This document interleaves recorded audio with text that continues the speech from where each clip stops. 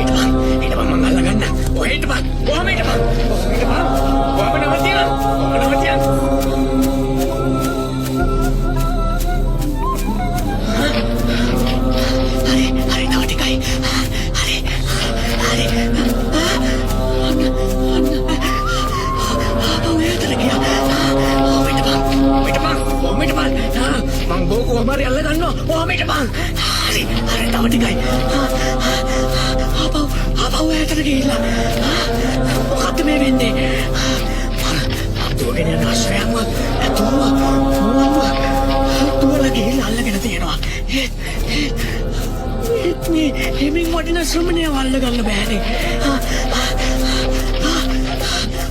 ආපහු ඈතට ගිහිල්ලා. ඒ ශ්‍රමණයෝ ඔහම නැවතියන්. අංගුලිමාල මම නැවතිලා ඉන්නේ. ඔබ නවතින්න. මේ ශ්‍රමණයෝ බොරු කියන්නේ නුඹ නැවතිලා ඉන්න මට නවතින්න කියනවා. වදින නුඹ නැවතිලායි කියනවා. මොකද්ද මේ කතාවේ තේරුම?